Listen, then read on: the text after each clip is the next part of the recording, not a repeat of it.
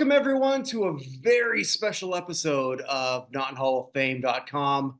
The buck stops here. I'm Kirk Buchner. I run NotInHallOfFame.com along with so many sister sites, but specifically the United States Athletics Hall of Fame, where one of my co-hosts here today, Chris Mouradian. How you doing, Chris?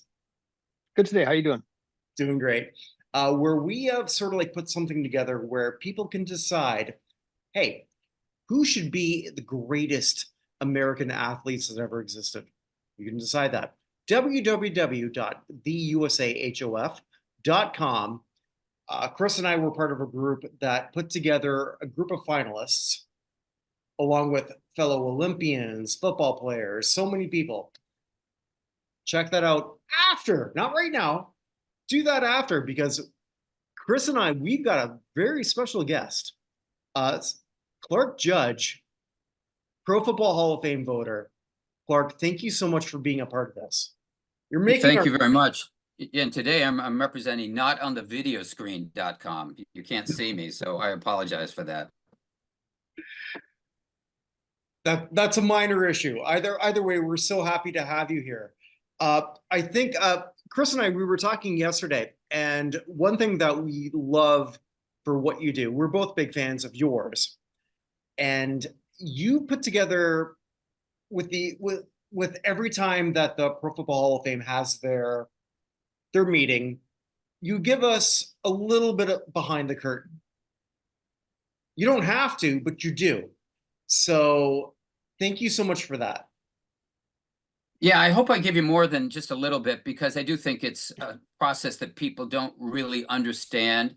And I try to bring more transparency than there has been, and that's not doing much because there really wasn't much transparency, but as much as I can. And so I kept pushing a little bit farther and farther, and the hall had no problem with it. Then they realized, actually, the more you do, the more people are interested, and they need to be talking about it, because if it's so arcane, they don't understand it, then they're probably not all that interested. So I said to them, listen, the more exposure you get, the better off it is. Whether people like it or not, they're talking about it. And I think we're getting there. I still think there's a lot farther to go. But in any case, it's a process that so many people don't understand. My interest in it and getting involved with that, it was 10 years ago when we started doing podcasts, I and a couple other Hall of Fame voters and writers, was to not only educate people, but try to illuminate that process. And I hope we were able to do that. No, absolutely. I think also too, though, I guess my first question to you, just hearing that, when you're doing your podcast and when you're sort of like bringing the knowledge that you're giving to fans like Chris and myself, and for so many other people on X and other platforms, is there sort of like a place where you can't go in terms of transparency? Yeah, sure. You can't really recite these particular messages or conversations within the room when we're voting. Now, that said, some people have done that in the past. They've broken the rules, and they've been either warned or penalized because of that. But you can't do that, so that the conversations we have here, for instance, this is public domain, but when you're behind closed doors, you don't want to reveal certain specifics. And there's some things in there that are so sensitive that if they were revealed, it would hurt that particular person. I can recall a couple conversations regarding Terrell Owens, who was one of the polarizing figures, most polarizing figures, and I stood on the side that said, I don't think he belongs. I covered him. I know what his record is. I know what his stats are. I know all that stuff, but I also know that 5 teams couldn't wait to get rid of him. So my point was, if they couldn't wait to get rid of him, why should the Pro Football Hall of Fame want him in its halls? And that's a conversation that's long past due. I don't want to revisit it. However, some people said some things in there that were pretty sensitive, and they were published by a domain that we all know, and I'm not going to be specific, but they were published by a domain that has a national following, and it hurt those guys who mentioned it. So what that does is it makes you more skittish when you're in that room, because you think, if I say this and I really believe it, am I going to read it somewhere? Because I shouldn't. We're told that everything that comes out of here stays here, because everything that's said here stays here. It doesn't actually come out of here. And what does come out It's kind of the sanitized version of it, but that hasn't always been the case. So I find I'm more wary, others are too, about what you say, and you'll find some conversations aren't particularly long because those who want to make critical comments are going, I'm not going to say anything. I know what I think. I'm just voting no. That's all. That's it. Interesting. So like, has there been somebody who, you're part of multiple committees, are you not? I'm a part of the board of selectors, but I'm part of a subcommittee, the committee that's the contributor committee. That's now been separated again to, it was the coach contributor committee a year ago. They merged coaches and contributors for 2 years. They've been separated again. So now we have separate coach, contributor, and senior subcommittees, all of which answer to the entire board, the hall's board of 50 selectors when we come to vote. So we select our candidates. Seniors come out with 3 finalists. The coach comes out with 1. The contributor comes out with 1. And under the new guidelines, those 5 people are now presented to the entire board for election. Under the past rules, those 3 finalists would be voted on. The senior finalists would be voted on. And if they're accepted, they're in. If there was a coach finalist who was voted on and he's accepted, he's in. If there was a contributor finalist who was voted on and accepted, he's in. Then we had 1 coach contributor, he's in. So last year we had 3 senior finalists. We had 1 coach contributor finalist. As you know, the coach contributor finalist, Buddy Parker, was knocked down. He was rejected. That's another story. One of the senior finalists, Art Powell, knocked down. That's also another story. So we have 2 of the 4.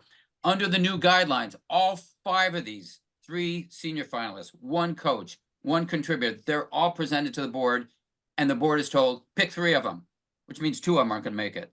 That didn't happen in the past. Pick 3 of them. If you thought all 5 are worthy, sorry, you got to pick 3. And that's going to hurt people. I think it's going to hurt the contributors most, because when they go up against players, they're typically going to lose. It's going to hurt coaches, because when they go up against players, if you've seen in the past, Bill Parcells, he waited forever to get in. Tony Dungy, 3 years. When you go up against players, very tough to say, I'm picking this coach over the player. The coach has to have an overwhelming resume. And it's going to hurt the seniors too, because we always took 3 senior finalists. So if it doesn't take a genius to figure out, if the coaches now only have to wait 1 year, well, guess what? You know, Bill Belichick's not coaching this year. He's in probably the class of 2025. So that means only 2 seniors or maximum can go in. And then we're going to have a contributor finalist. Well, what are the chances we're going to go 1 senior, 1 contributor, 1 coach? Better be an overwhelming contributor. And that category has been narrowed severely. So you have a guy like Eddie Codal, who I believe very strongly in. Great scout for the Rams in the 60s, and the 50s and early 60s, mid 40s, 50s, early 60s. Great scout. He was the pioneer of modern scouting. You hear that about some others. This is the guy who was. But people don't know about him, and there's no campaign pushing him. So he's probably a dead man. I mean, and I'm talking about literally and figuratively. And then you have Ralph Hay. Hey, Ralph Hay, co-founder of the NFL. Co-founder of the NFL. You go into Canton, there's Ralph Hay Square, Ralph Hay downtown. You go and see a big wall there, and there's this picture with Jim Thorpe, and it says, Ralph Hay, Jim Thorpe, co-founders of the NFL, co-founder in Canton. He's not in. They have a Ralph Hay Award in the Pro Football Hall of Fame. It's on the wall. It says co-founder. He's not in. You want to tell me another major pro sports league that has a founder or co-founder not in its Hall of Fame? I can't. There isn't one. There isn't one. So why is this guy waiting all this time? And someone said because he brought the teams together in the 1921, 2021, and brought them and formed what became the NFL. And I remember what someone said in one meeting, because he was a high finisher in 2022. He was one of the top 3. And one of the committee members said, hey, I'm not a big Ralph Hay fan. I really don't know much about him. What I do know is that what he did, somebody else could have done. Okay, I mean, somebody else could have done it. He just came along at the right time, the right place. And I said, yeah, somebody else could have done it. He's the somebody. He's the somebody who did it. Why are you penalizing him? I mean, that made no sense to me. So that's the sort of thing that we've got to combat. I'm pushing hard for Ralph Hay this year. Guarantee you guys we can do this a year from now, and I'll be saying, well, you know, Ralph Hay's up again. I don't know about his chances. I'd love to see him get in. I don't know why he's not in. I know there are people who aren't behind Mahol 100%. I don't understand it, but that said, that's kind of what we're looking at. So from your description here, it doesn't sound like this is something you feel is a positive change for the selection process. Is that a fair statement? I've got mixed emotions. I know what they're trying to do. They're trying to make it more difficult to get in. They've heard from Hall of Famers who say, you know, we're letting some people in that probably don't belong, that were maybe a little bit too lenient. I mean, that's what some Hall of Famers have said. I don't disagree with that. I don't want to be specific, but there's some guys that I think the past 10 years, 5 years, whatever, I looked at and went, whoa. I mean, I'm not sure how that happened, but it happened. All right. And so we're all for one for all. And so we're behind that person. But and there's some people who don't get in that I don't understand. I mean, let's look at this year's class. Randy Gradishar waited 35 years. And I told Jim Porter, I said, you know, I don't know how much longer I'm doing this, but one of the things that's going to keep me going is Randy Gradishar. I don't want to leave until he gets in. When he gets in, and now Wistert's another guy, then I'm good. You know, then I'm probably good. Now it's Ralph Hay, but then I'm good. And he goes, well, I hope that's not soon. I said, well, I hope it is for Randy Gradishar's sake. And he got in for all the right reasons. But why did he wait 35 years? And there are other people like Al Wistert, 9 years he played, 8 years All-Pro, 2-time NFL champion, which they would be 2-time Super Bowl champion, all decade. What's he missing? If he came out with that resume today, guys, he'd be first ballot Hall of Famer. He's waited over 70 years. I don't understand that. But there are some people think, yeah, well, he had a chance to come get in the 70s and 80s, and he was passed over. He had a chance for the centennial class. I don't buy that. The mistakes are made, and you got to correct those mistakes. And so that's my viewpoint on that. But I think making it more difficult, like, you know, the 5-3, I don't think it's such a bad idea because it does make it more difficult. But when you start parsing it, you go, it's gonna affect the seniors. The one group you don't want to affect are the seniors. The over 50. Rick Goslin, who studies the Hall of Fame, is a member. He's been there for over, I think, 30 years. He's coming up on 30 years. And he studies it. He does his homework on it. Over 50 all-decade players who are senior candidates have never been discussed. Never. And that's blasphemous to me. I don't get that. They've never been talked about. So all those guys have fallen through the cracks. Well, we have people that we are bringing back again and again and again. Brought back Harry Carson again and again. Art Monk again and again. John Lynch again and again. Now it's wide receivers. I mean, to me, I think if we discuss them for 4 or 5 years and they can't get in, let's start moving forward, guys. I mean, there must be something that's holding them up. And until or unless they move, everyone else is sitting, waiting on the on-deck circle. I like the fact that they've separated coaches and contributors. I think that's a good idea. What I would have done probably is divided them up as they are. 3, 1, 1, 3 finalists for seniors, 1 coach, 1 contributor.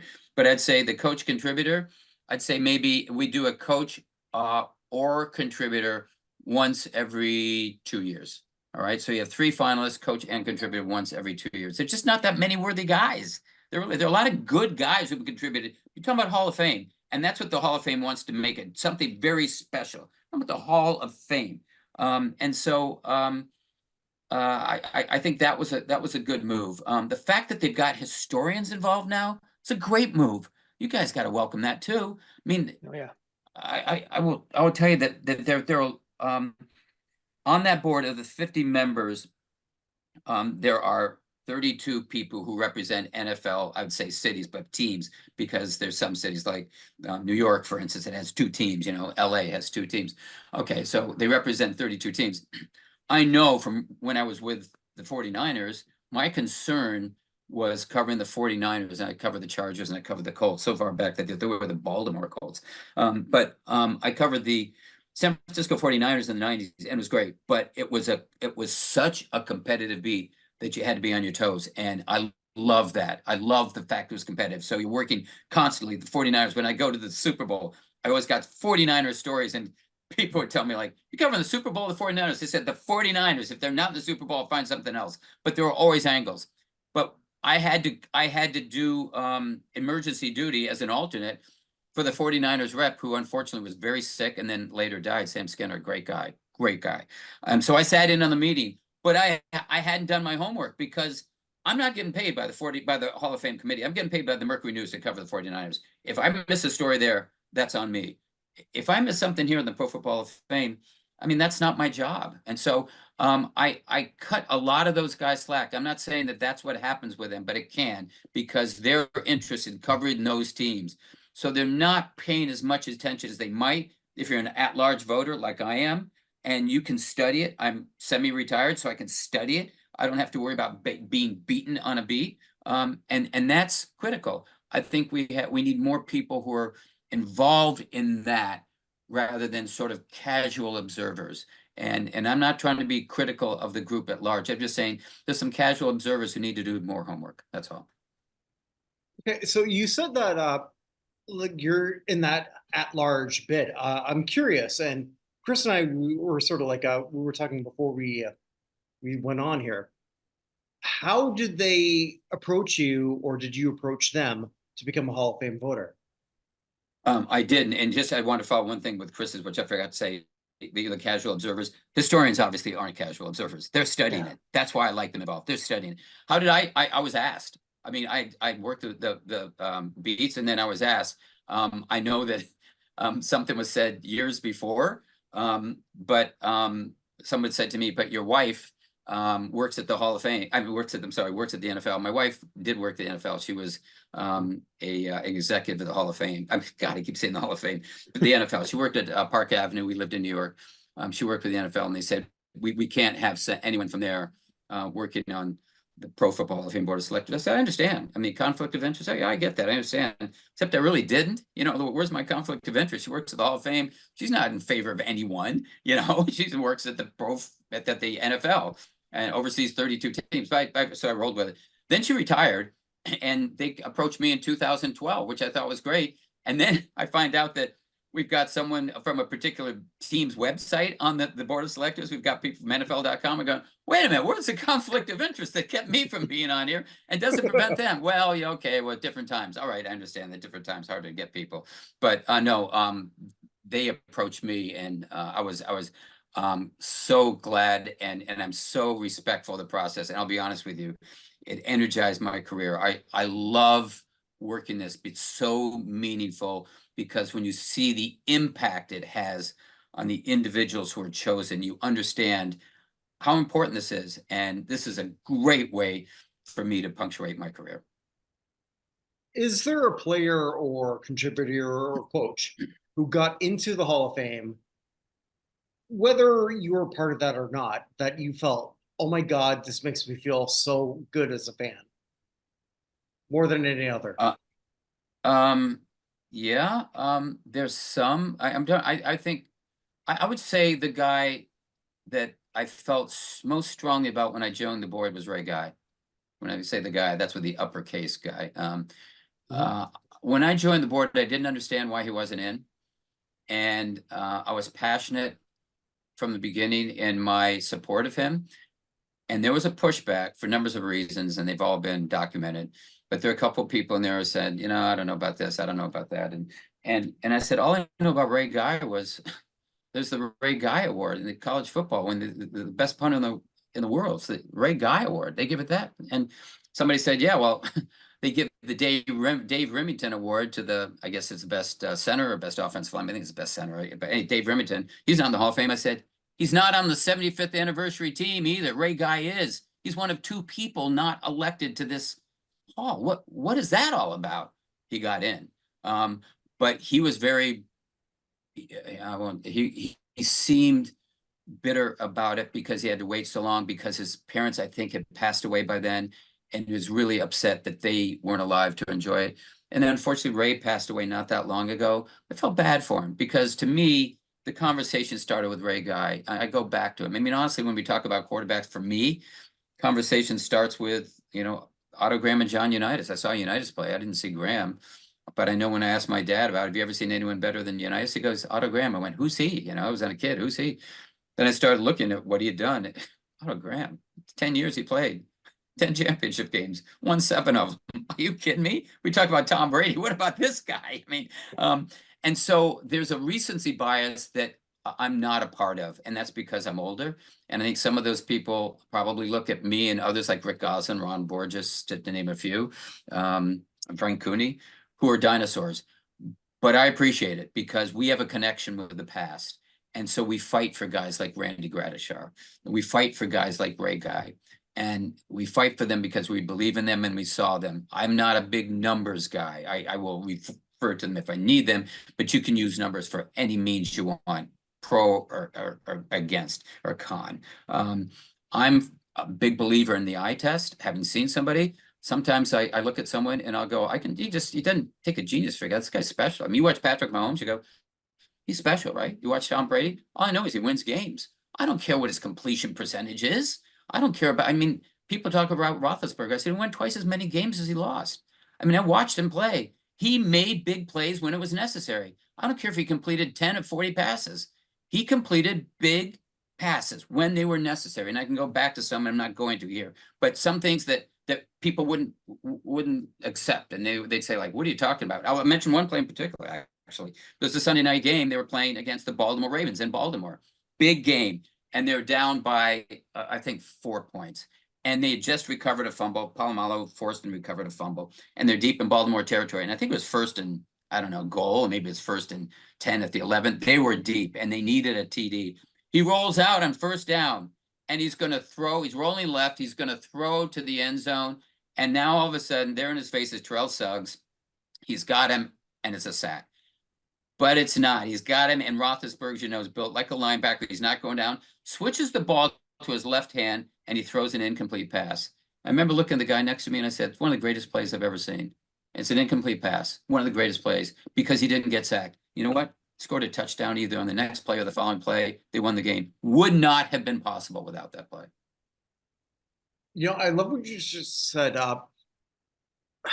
You do the eye test for two. A great podcast that Chris and I are big fans of. With Ira Kaufman.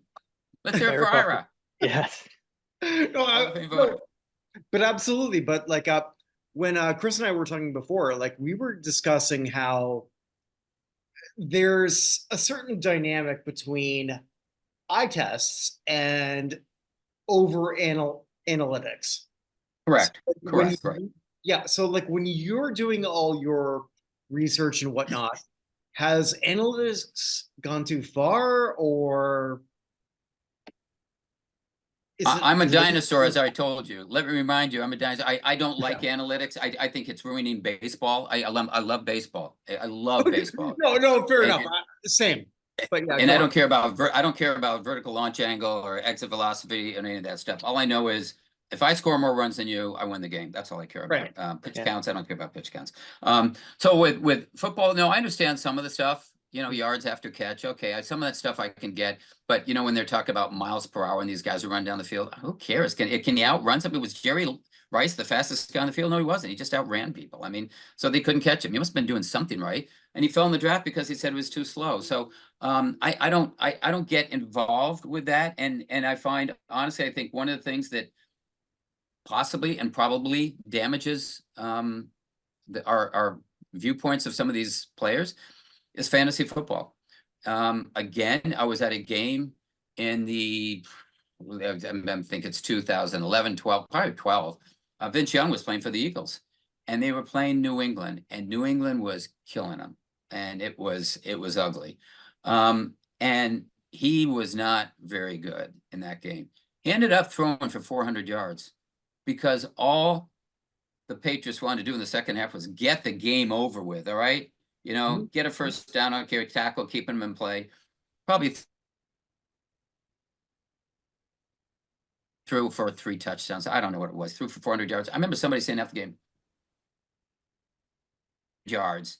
They got clobbered because he couldn't do anything when it mattered. I really believe in people who do things in big moments.